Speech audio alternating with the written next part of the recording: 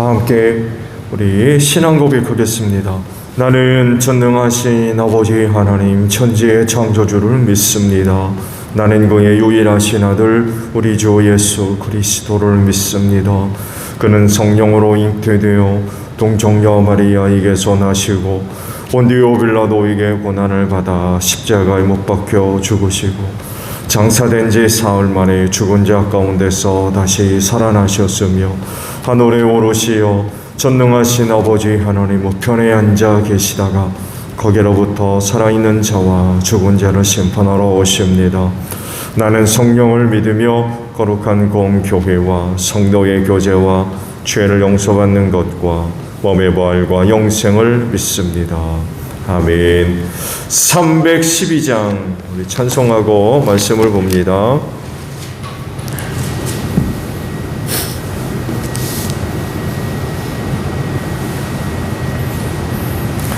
찬송가 312장입니다.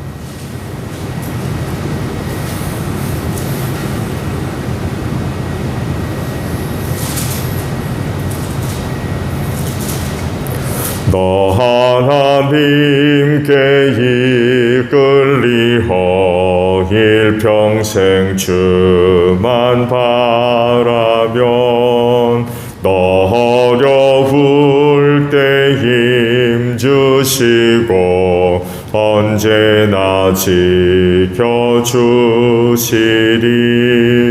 주 크신 사랑 믿는 자 그 반석 위에 서리라. 너 설레는 맘 가다듬고 희망 중 기다리면서 그 은혜로신 주의 뜻과 사랑에 만족하여라. 우리를 불러주신 주 마음에서 원하신다. 주 찬양하고 기도하며 내 본분 힘써다하라. 주 약속하신 모든 은혜 내게서 이루어지리라. 참되고 의지하는 자 주께서 기억하시리. 아멘.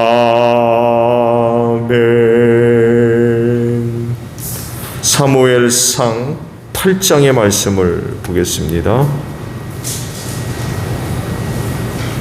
1절에서 9절까지입니다. 사무엘상 8장 1절로 9절에요. 사무엘이 늙자 자기의 아들들을 이스라엘의 사사로 세웠다. 맏아들의 이름은 요엘이요 둘째 아들의 이름은 아비야다. 그들은 부엘세바에서 사사로 일하였다. 그러나 그 아들들은 아버지의 길을 따라 살지 않고 돈벌이에만 정신이 팔려 뇌물을 바꿔서 치우치게 재판을 하였다. 그래서 이스라엘의 모든 장로가 모여서 라마로 사무엘을 찾아갔다. 그들이 사무엘에게 말하였다. 보십시오. 어른께서는 늙으셨고 아드님들은 어른께서 걸어오신 그 길을 따라 살지 않습니다. 그러므로 이제 모든 이방 나라들처럼 우리에게 왕을 세워주셔서 왕이 우리를 다스리게 하여 주십시오. 그러나 사무엘은 왕을 세워 다스리게 해달라는 장로들의 말에 마음이 상하여 주님께 기도를 드렸더니 주님께서 사무엘에게 말씀하셨다. 백성이 너에게 한 말을 다 들어주어라. 그들이 너를 버린 것이 아니라 나를 버려서 자기들의 왕이 되지 못하게 한 것이다. 그들은 내가 이집트에서 데리고 올라온 날부터 오늘까지 하는 일마다 그렇게 하여 나를 버리고 다른 신을 섬기더니 너에게도 그렇게 하고 있다. 그러니 너는 이제 그들의 말을 들어주되 엄히 경고하여 그들을 다스릴 왕의 권한이 어떠한 것인지를 알려주어라. 아멘. 오늘은요 5절에 있는 말씀을 함께 나누려고 합니다. 하반절에 있는 말씀이에요. 5절 하반절에 그러므로 이제 모든 이방 나라들처럼 우리에게 왕을 세워주셔서 왕이 우리를 다스리게 하여 주십시오 라는 말씀입니다. 이스라엘은 하나님의 그런 은혜로 사는 그런 그 나라였죠. 하나님께서 아브라함을 선택하셔서 가라 하신 곳이 이제 가나안 땅이죠. 근데 그 땅을 가리켜서 젖과 꿀이 흐르는 땅이다라고 이제 설명이 되어집니다. 근데 사실은 젖과 꿀이 흐르는 땅처럼 비옥한 곳은 아니었어요. 아브라함이 살던 유프라테스 강과 티그리스 강의 그 유역을 보게 되면 가나안에 흐르는 요단강은 냇물 같은 곳이에요. 사실은 냇물 같은. 거기 이제 유프라테스 강하고 티그리스 강으로 시작을 해서 요단강과 이집트의 나일강으로 이어지는 곳을 비옥한 뭐 초생딸 지역이라고 불리우는 그런 곳이거든요. 그렇지만 말씀을 드린 대로 아브라함이 살던 유프라테스 강이나 티그리스 강, 또 남쪽으로는 이집트의 나일강, 이런 것과 비교해 보았을 때 그 요단강은 이건 뭐 사실은 비교가 되지를 않아요. 근데 그곳을 가리켜서 젖과 꿀이 흐른다고 표현을 했어요. 그 말씀드린 대로 사실은 그곳은 젖과 꿀이 흐르는 땅이 사실은 아니에요. 네, 그러나 그럼에도 불구하고 그렇게 표현된 이유는 그곳에 하나님의 은혜가 임하기 때문에 그렇습니다. 젖과 꿀을 먹고 산 백성이 아니라 하나님이 주시는 은혜로 산 그런 백성들이에요. 그러다 보니까 얼마만큼 그 땅에서 농사 잘 짓느냐, 또 목축을 잘하느냐, 이거에 좌우되는 것이 아니라 하나님과의 관계가 어떠냐가 제일 중요했어요. 하나님과의 관계가 어떠냐. 왜? 하나님의 은혜로 사는 백성이었기 때문에 그래요. 그래서 하나님과의 관계가 좋으면 탈 없이 그 땅에서 살 수 있었지만 하나님과의 관계가 어긋나게 되면 하나님의 진노를 받아가지고 이방 나라의 종이 돼서 살았어요. 이를 잘 설명하는 게 사사기입니다. 사사기.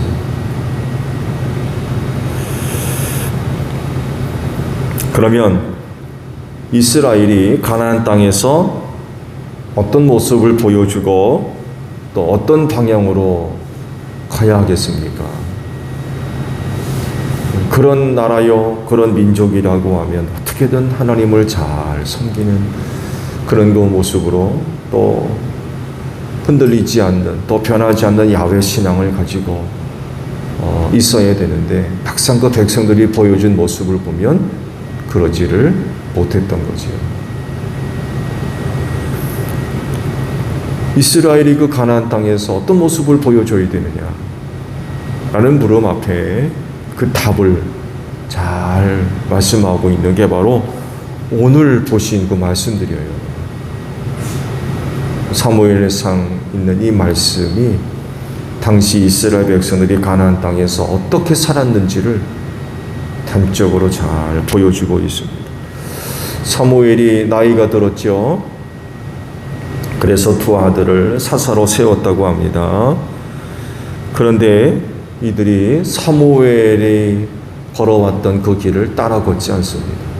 그러니까 엘리의 두 아들이 타락했던 것과 같이 사무엘의 두 아들도 타락하는 그런 그 생활을 하게 되죠. 이를 본 이스라엘 백성들이 이제 이게 안 되겠다. 사무엘의 두 아들이 사사가 돼가지고 우리를 지금 다스리고 재판을 하고 있는데 이래서는 안 되겠다 해서 사무엘에게 와서 요구를 하죠. 무슨 요구를 합니까? 왕을 세워달라고. 왕이 우리를 다스리게 해달라고. 다른 나라들과 마찬가지로 왕이 있으면 좋겠다. 오늘 요구를 하게 되죠.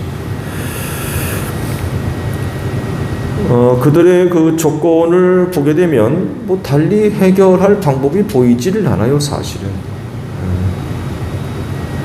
어쩔 수 없이 그런 그 조건이 제시되는 것처럼 보여요. 그런 그 상황 가운데 이 문제를 이거 어떻게 할 거냐라고 할 때에 그러면 다른 나라와 같이 왕을 세우자. 지금 겪고 있는 문제의 해결점을 이제 거기서 찾은 거죠. 왕이 있어야 되겠다.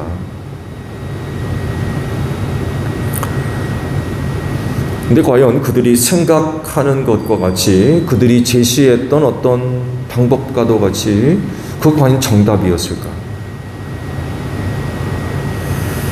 근데 놀랍게도 하나님은 그들이 그런 조건을 제시하는 근본적인 그 이유를 꿰뚫어 보고 있었어요.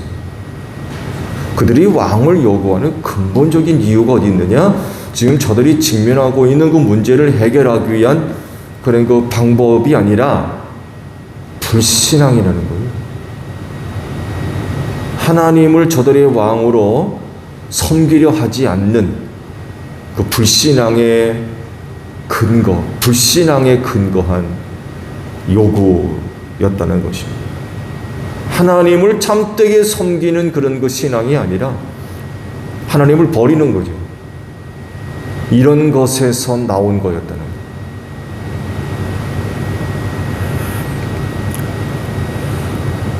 이걸 그들이 알았을까요? 지금 자기들이 왕을 요구하는 것이 하나님을 불신앙하는 데서 나온 것임을 그들이 알았을 거예요.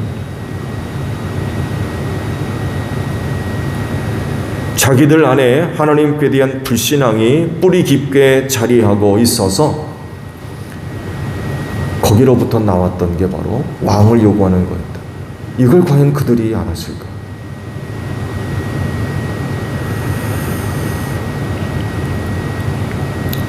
그런 요구를 제시하는 것을 보시고 그들의 그런 불신앙이 어제 오늘의 이야기가 아니라는 것을 말씀하시죠. 백성들이 그 보여주고 있는 그 불신앙은 이집트에서 이끌어낸 날부터 시작해서 오늘까지 모든 일에서 그런다는 거예요.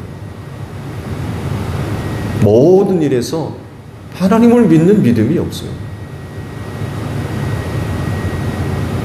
하나님을 부정하고 하나님을 부정한다는 것은 하나님의 뜻대로 살지 않는다는 거죠. 저들에게 율법이 있지만 율법 지키지 않아요. 자기들 하고 싶은 대로 사는 거죠. 그래서 그렇게 살던 그들은 결국 하나님을 버리고 우상을 섬겼고 이제는 뭐까지 요구한다? 왕까지 요구한다. 저들의 참된 왕이신 하나님을 버리고 다른 왕을 구하고 있다는 거예요. 이게 어제 오늘만의 일이 아니라 이집트에서 이끌어낸 이후 오늘날까지 계속 그래왔다는 거예요.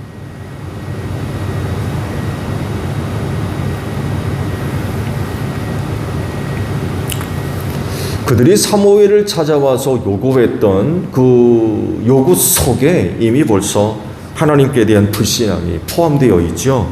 즉 왕이 자기들을 다스리게 해달라는 이런 요구 안에 벌써 저들이 하나님을 버리고 있다는 것이 나타나고 있어요. 저들을 다스리리 인간 왕입니까? 하나님입니까?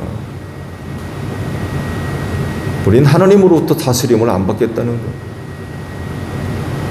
왕의 통치는 받아도 하나님의 통치는 안 받겠다는 얘기입니다. 하나님을 거절하는 거죠.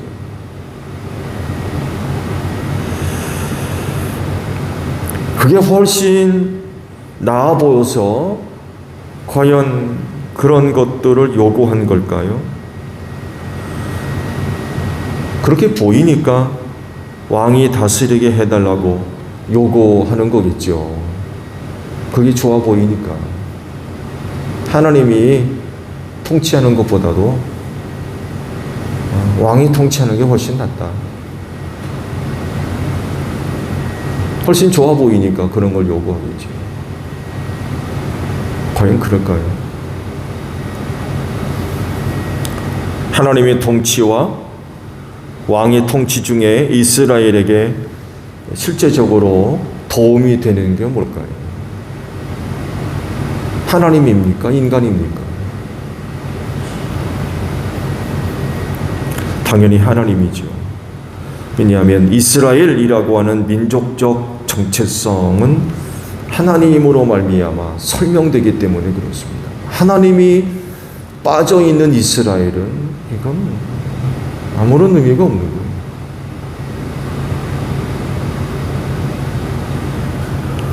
근데 그러나 하나님을 버리면 어떻게 하겠다는 겁니까? 하나님의 통치를 끊어버린다면 꼭 어떻게 하겠다는 거예요? 하나님으로 말미암아 설명이 되고 이해가 되고 그들의 정체가 드러나고 발견되어지는, 설명되어지는데 그 하나님과 관계가 끊어지게 되면 그거 어떻게 하겠다는 거예요?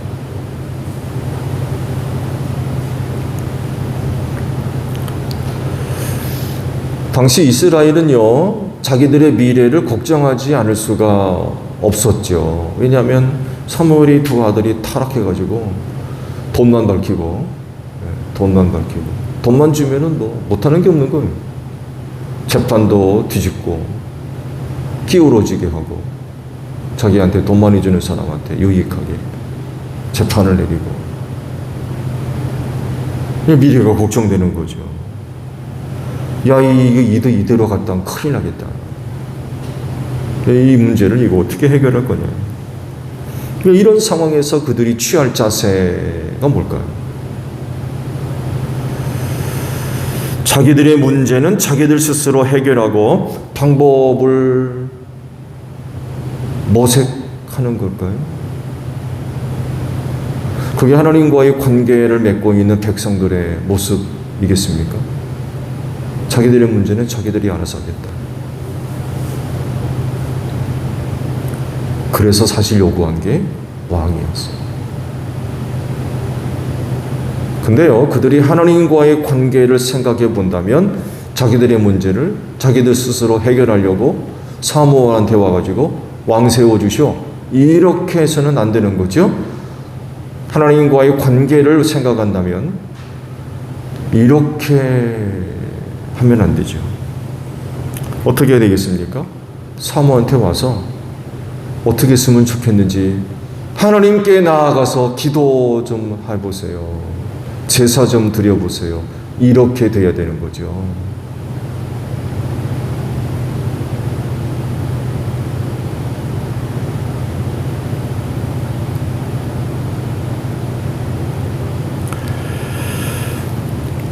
하나님은 백성들이 이렇게 될 것을 사실 미리 알고 계셨어요.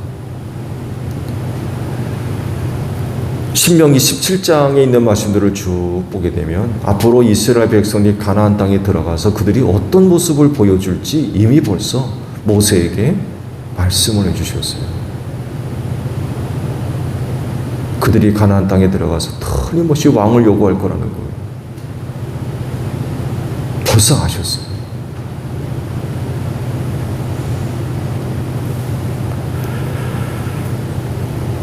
그래서 그 방법까지 전부 제시하셨어요. 그때는 어떻게 할 거냐.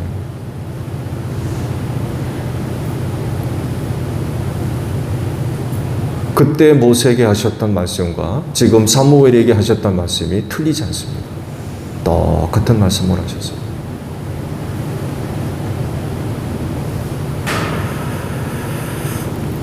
그들이 누구며 그들이 어떤 백성인지 아셨고 그래서 어떤 행동들을 하게 될 것인지 벌써 하나님은 다 알고 계셨어요. 그러니까 지금 사무엘에게 와서 왕을 요구하는 그 백성들의 속마음, 그 안사람의 상태들 벌써 하나님이 오래전부터 다 다 알고 계셨어요. 사무엘은 당황했겠죠. 백성들이 와서 그런 걸 요구하니까. 사실 당황했고요. 그럴 줄 몰랐던 거죠. 근데 하나님 앞에서는 벌써 다 파악됐던 거죠.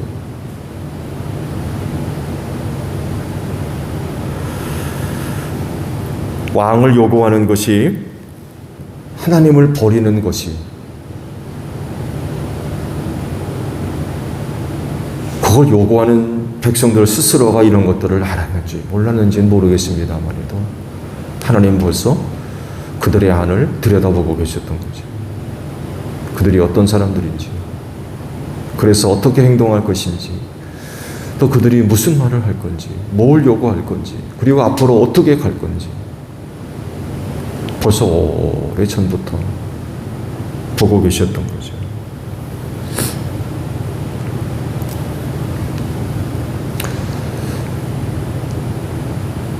그렇다면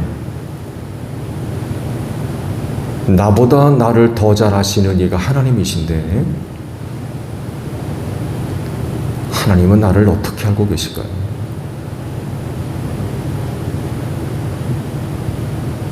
하나님은 나를 어떤 사람으로, 누구로 알고 계실까요?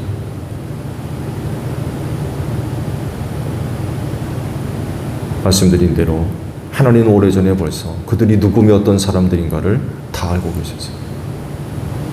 그래서 가나안 땅에 들어가서 그들이 어떻게 생활할 건지, 어떤 방향으로 갈 건지 벌써 다 알고 계셨어요.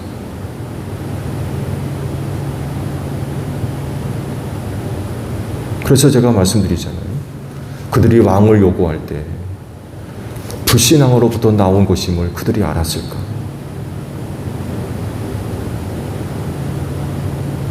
문제를 해결하기 위해서 왕을 요구한 것처럼 보이지만 실상은 그게 아니었거든요. 이걸 그들이 알고 있었을까? 자신들이 지금 어떤 상태에 있는지 알고 있었을까? 하나님이 아는 나는 누굴까요?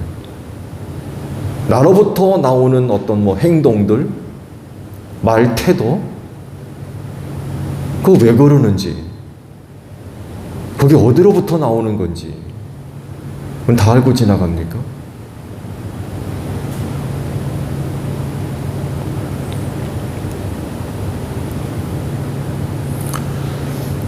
성경이 판단하는 인간은 이렇습니다.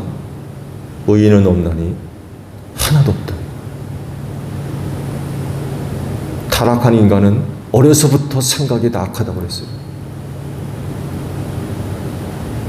이게 인간의 실체입니다.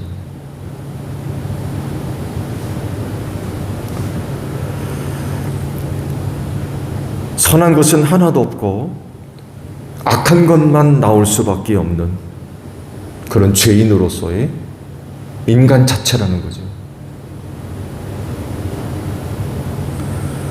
근데 뭐가 마음에 드셔가지고 그런 나를 선택하셔서 예수 믿게 하시고 하나님의 자녀로 삼으셨을까요? 그런 내가 뭐가 좋으시다고? 이스라엘 백성들이 선택받은 이유가 뭐예요? 다른 민족보다 나은 뭐가 있기 때문이었을까요? 똑똑해서 그렇습니까? 잘났나요? 다른 민족보다 키가 한 자가 더 큽니까? 몸무게가 조금 더 나갑니까? 뭐 나은 게 있다고 하나님께서 그들을 선택하셨어요?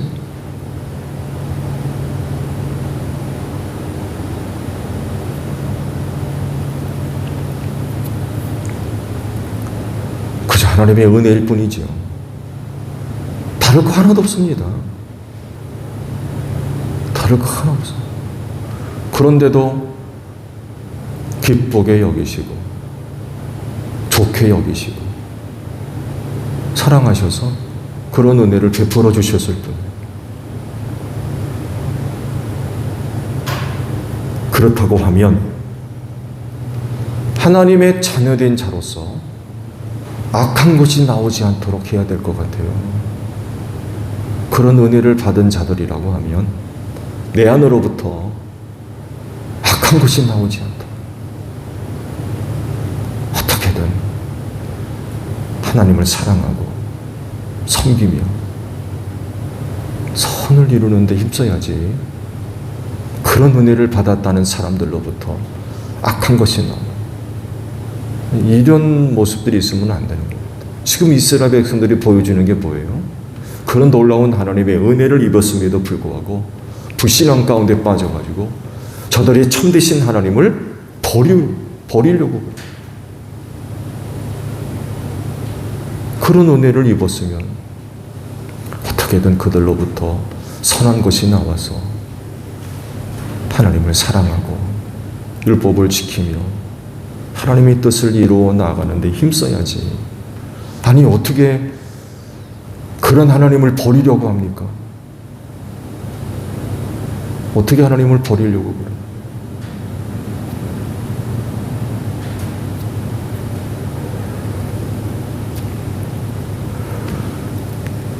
하나님의 은혜로 예수를 믿었고 그래서 구원받은 자들로서 하나님의 자녀가 됐습니다.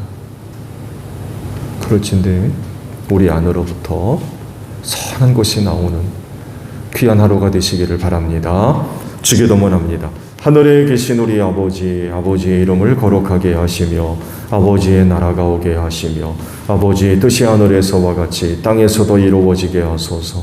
오늘 우리에게 일용할 양식을 주시고 우리가 우리에게 잘못한 사람을 용서하여 준 것 같이 우리 죄를 용서하여 주시고 우리를 시험에 빠지지 않게 하시고 악에서 구하소서. 나라와 권능과 영광이 영원히 아버지의 것입니다. 아멘. 기도하겠습니다.